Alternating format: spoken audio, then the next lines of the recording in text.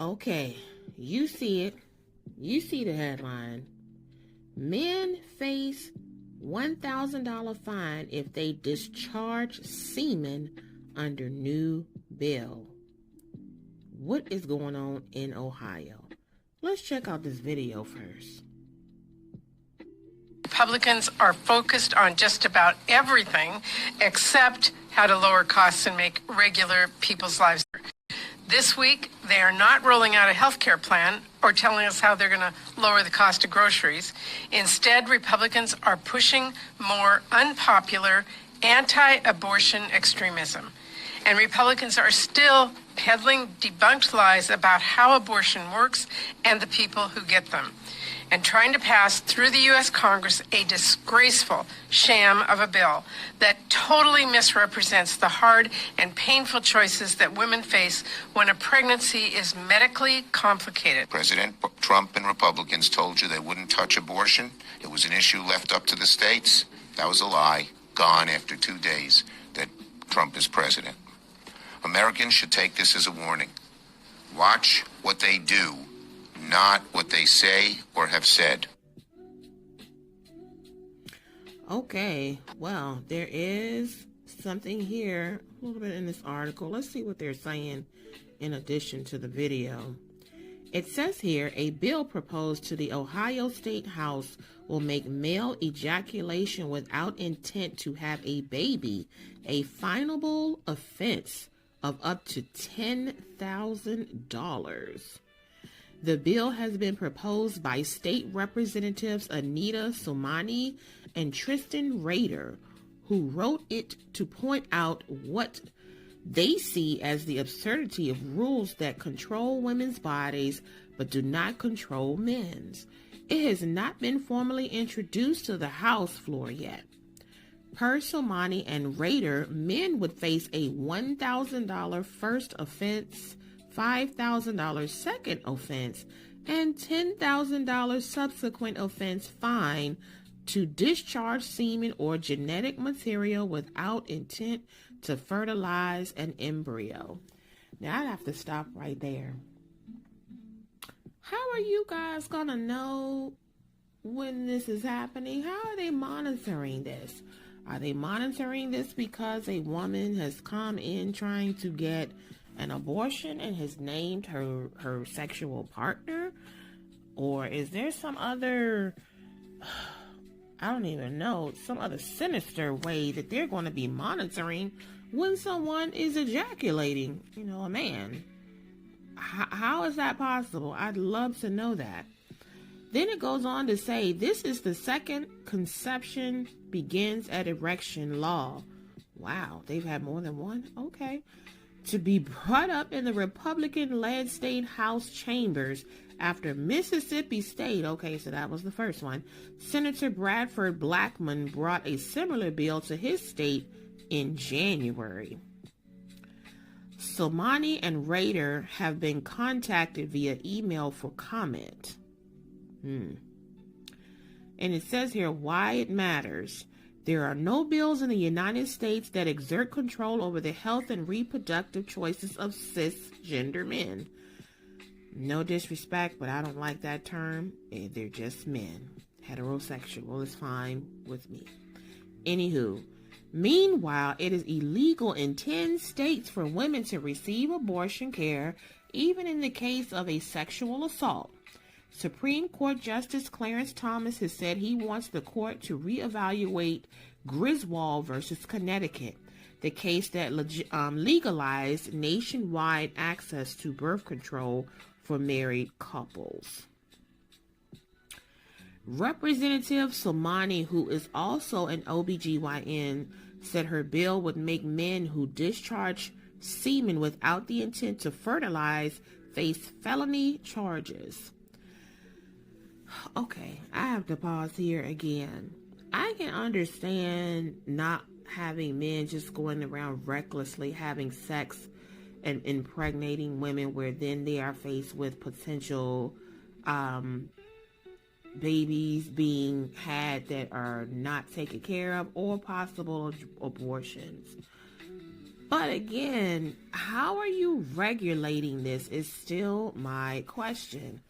I am wanting to know exactly how will this be monitored. So this is going to be interesting if it even continues to see the daylight. But it does go on to say women across 21 states in the country currently face felony charges because they are trying to get an abortion for an unwanted pregnancy. Their bill has some exceptions, as it says men in Ohio will not be fined if they are using birth control, donating sperm, masturbating, or having sex with another man. Pause for reaction. Or a member of the LGBTQ plus community. The bill is specifically aimed at men having straight sex without protection who do not want to create a baby.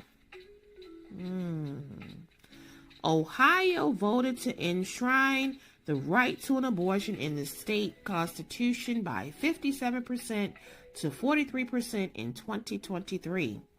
This vote prohibited the state from becoming involved in an Ohioans' right to choose.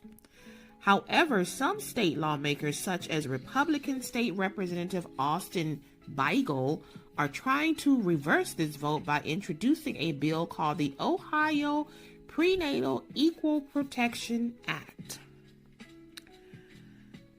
Wow, this stuff just seems really invasive. Okay, it still goes on to say, Beigel has called the conception begins at erection bill beyond ridiculous per News 5 Cleveland. Yeah, I think it's a little bit much. Somani and Radar say that is the point. They are trying to point out the ridiculous double standard when it comes to male and female roles in pregnancy. Well, now I will say that, yeah, you should not penalize a woman and charge her with a felony because she's trying to have an abortion. Now, granted, I myself personally am not for abortion unless it's a specific health reason or some type of detriment to the mother or the child. But that's my personal opinion. However, it is ridiculous that you would go to the extent of charging a woman when she is not the only one that participated in this act. But I don't know. This just seems a little bit over the top. It then goes on to say they believe that if women are being arrested and in 3 cases in Texas dying due to restrictive abortion laws, then legislatures should bring up bills to make men legally responsible for their role in conception as well. What people are saying. Representative Tristan Rader, in a video posted to Blue Sky, this bill highlights the vast inequalities in how we talk about men's bodies versus how we talk about women's bodies. If you find this language to be absurd, then maybe you should find any bill attempting to restrict reproductive freedoms absurd as well. Representative Anita Somani, in a video posted to Blue Sky, fair is fair, right? If this legislature is so dedicated to regulating women's bodies and their access to contraceptives and abortion care, then let's start policing men in the same way. What happens next? This bill has not yet been formally introduced. Ohio has a Republican-controlled House, so it is unlikely to go far, but it is sparking conversation over reproductive freedom in the state. Wow. I have another video that I'm going to also show at the end of this commentary, so stick around and let's see what they have additionally in regards to this. Ohio lawmakers are looking at a full plate this session. Several bills expected to focus on reproductive rights and abortion. One already raising a lot of eyebrows. Legislation that would make unprotected sex a felony for men who do not have the intention to get a woman pregnant. I think we're overstepping our boundaries a little bit. You know, someone's private life is their private life. I think that's a very interesting idea, but I don't know if it would be taken seriously, but I feel like it should be.